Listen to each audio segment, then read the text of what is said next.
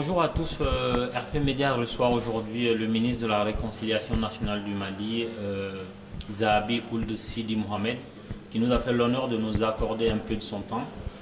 Il a un emploi du temps overbooké, il doit retourner à Bamako. Et donc nous lui disons merci. Bonjour Monsieur le ministre. Bonjour. Donc merci de répondre à quelques-unes de nos questions. Donc vous êtes le ministre qui est en charge de la réconciliation des Maliens aujourd'hui dans le gouvernement Modibo Keïta. Est-ce que votre tâche elle est facile? Bon, bien sûr que la tâche n'est pas facile parce que d'abord les défis sont très grands, très importants, avec un pays qui a traversé plusieurs crises institutionnelles, politiques. Et la plus grande, c'est la crise aussi sécuritaire dans le nord de notre pays. Avec de tels défis, la tâche ne peut être ni repos, elle n'est pas non plus facile.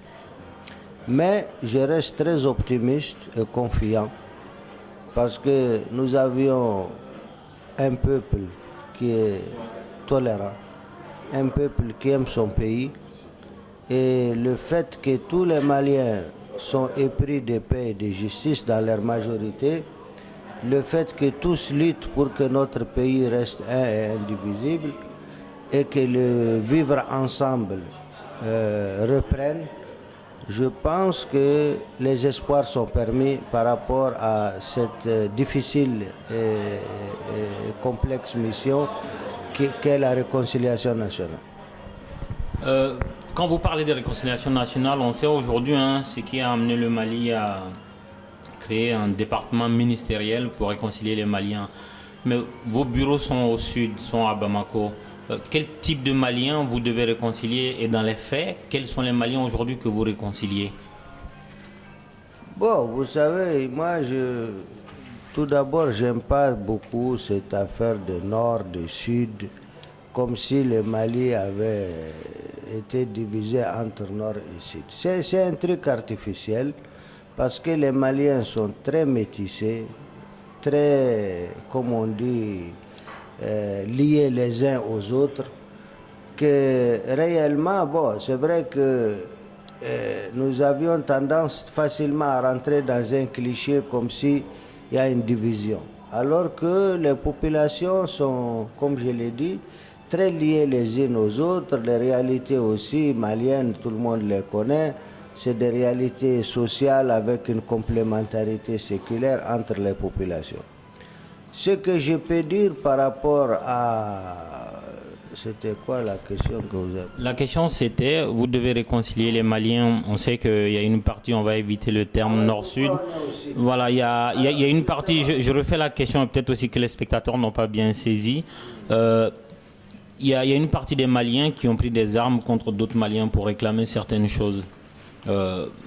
C'est à eux d'expliquer le pourquoi. Vous avez été nommé ministre pour réconcilier les Maliens. Or, justement, vos bureaux sont dans une partie du Mali où il n'y a pas de véritable problème de réconciliation entre les Maliens. Donc, votre boulot au quotidien, en quoi consiste-t-il pour ramener l'équilibre entre les Maliens? C'était ça ma question. Donc, si j'ai bien compris, vous dites que le problème est au nord, pourquoi les bureaux sont au sud? En quelque sorte, si je caricature. Alors, moi, je veux vous dire que les bureaux ne sont pas seulement à Bamako. Bamako, c'est la capitale. Mais pour la réconciliation nationale, nous aurions des bureaux dans les 4 régions du nord, où il y a eu des problèmes, si je peux me permettre le terme. Nous aurons un bureau dans la région, c'est-à-dire de Kidal, un autre à Tombouctou, un autre à Gao et un autre à Mopti.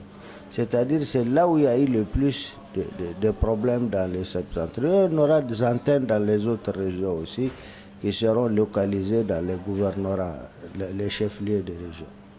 Donc, avec cette approche décentralisée, de rapprocher les bureaux des populations, je peux vous assurer que la réconciliation nationale ne sera pas seulement une affaire qui est à la capitale et qui ne se soucie pas des régions. Donc nous allons nous rapprocher le plus que possible des populations afin de nourrir ce dialogue entre les communautés, afin d'ouvrir aussi les bureaux de la Commission Réconciliation, Vérité et Justice, qui est une structure chargée justement d'écouter les victimes, de parler aux gens et de pouvoir constituer, permettre à chacun de s'exprimer, d'expliquer son problème et aussi d'être écouté et même d'être assisté de plus proche. Voilà.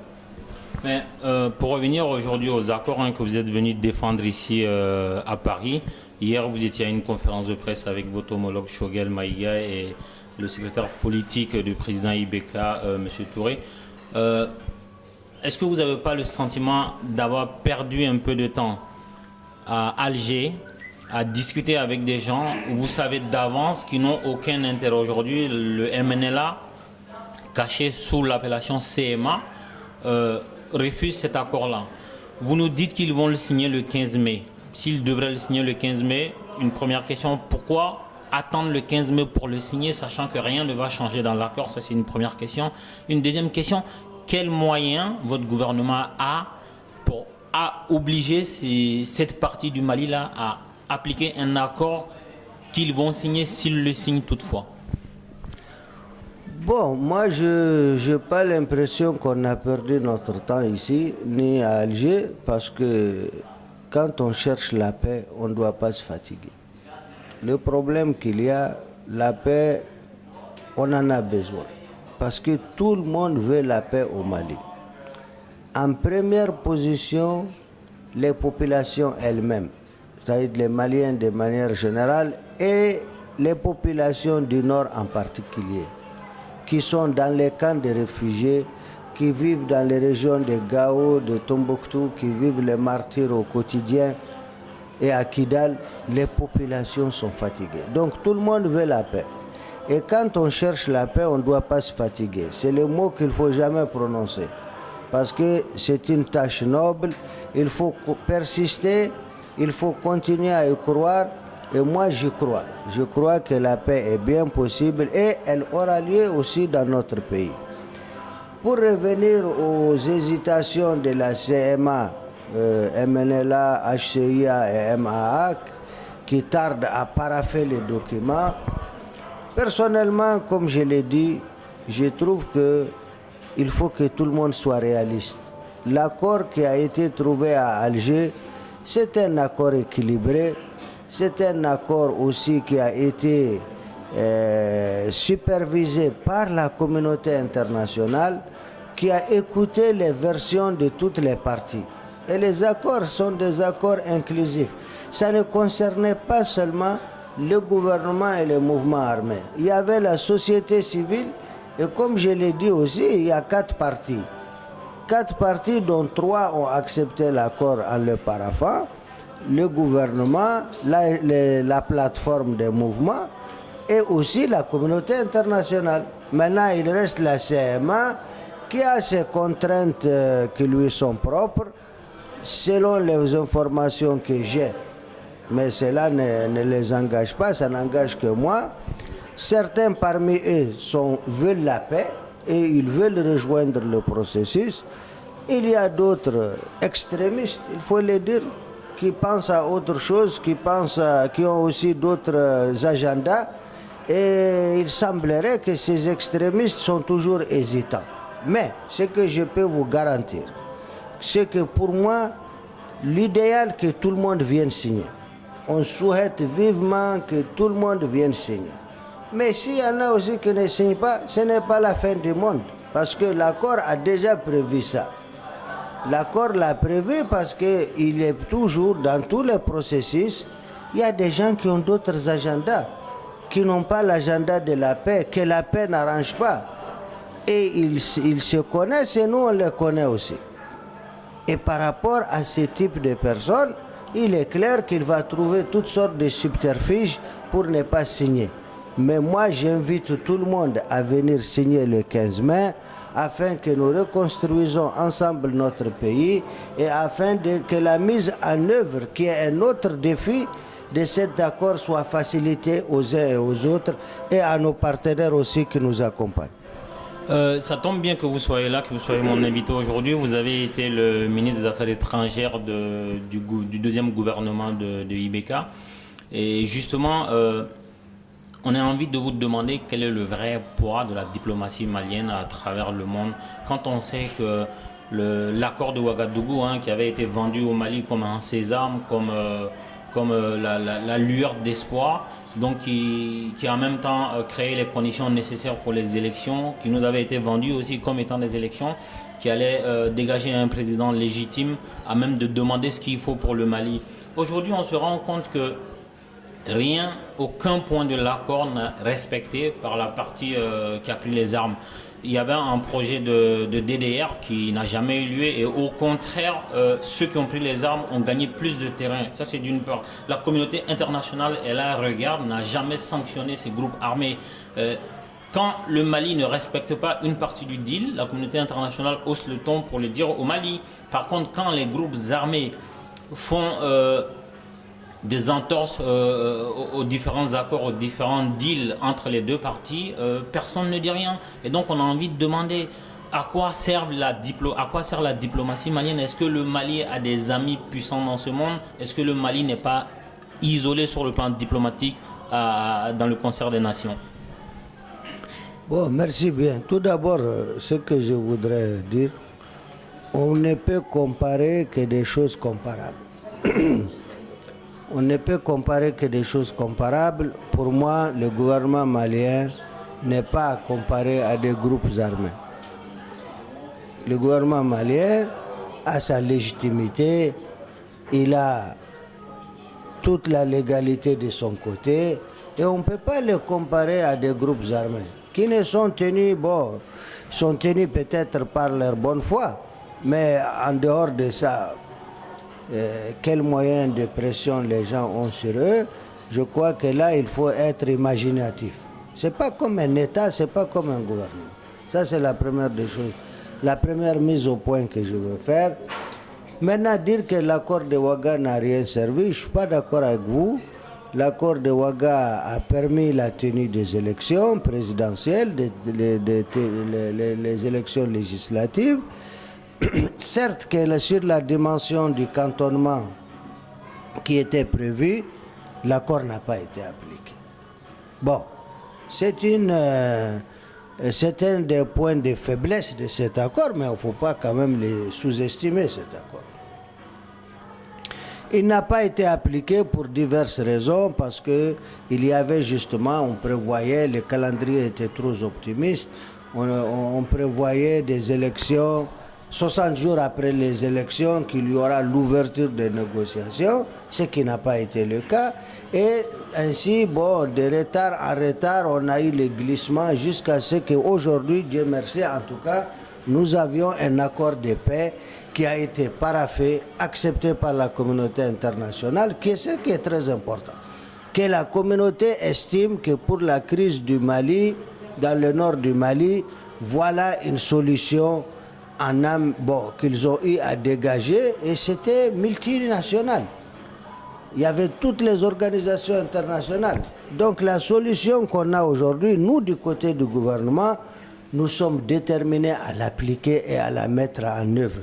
Et je peux même vous dire qu'on a déjà commencé la mise en œuvre. On n'a même pas attendu cet accord, parce que beaucoup des points de l'accord, nous avions jugé à un moment donné, après les états généraux sur la décentralisation, les assises sur le Nord, le gouvernement a pris ses responsabilités et on avait soumis à l'Assemblée nationale des textes dans ce sens, tels que l'élection au suffrage universel du président de l'Assemblée régionale, et le fait aussi de retarder ces élections régionales et communales en attendant la signature de l'accord du document, et plein d'autres mesures que le gouvernement a volontairement voulu retarder par rapport au calendrier qui était prévu, de manière à ce que l'on signe l'accord et que nos frères, ceux qui veulent la paix, qui sont nos frères, puissent venir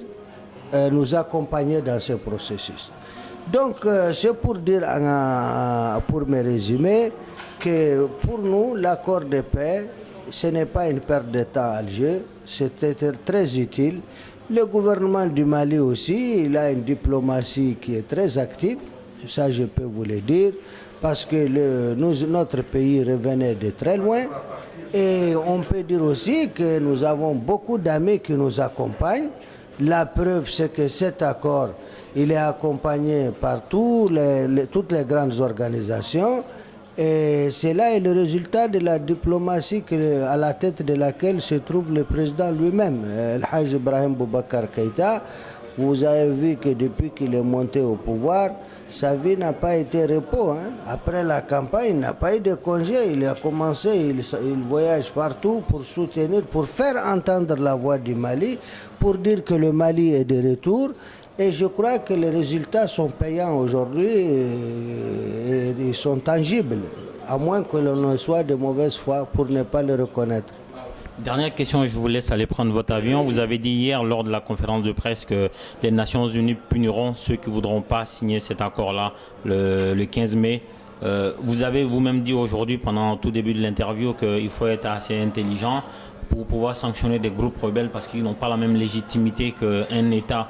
Alors comment pensez-vous que l'ONU pourra sanctionner ceux qui refuseront de paraffer cet accord-là le 15 mai? Bon, moi, écoutez, l'accord est clair.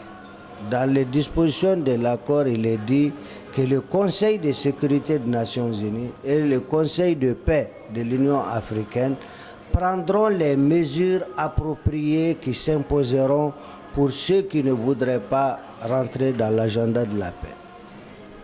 Ce n'est pas moi qui l'ai dit, c'est l'accord. Et ça n'a pas été écrit aussi de manière fortuite. Ça veut dire qu'on sait très bien qu'il y a des pistes spoilers, il y a des gens que la paix n'arrange pas et des gens qui déstabilisent la région, qui sont dans le trafic, de toutes sortes de trafics et qui profitent de la couverture de cette rébellion pour essayer de prospérer les crimes organisés. Alors, il est prévu que ces gens, une fois que l'ONU aurait identifié ces gens, parce qu'elle est sur le terrain, une fois que les États voisins les auraient identifiés, eh bien, il y a plein de sanctions ciblées qui peuvent être prises contre ces gens.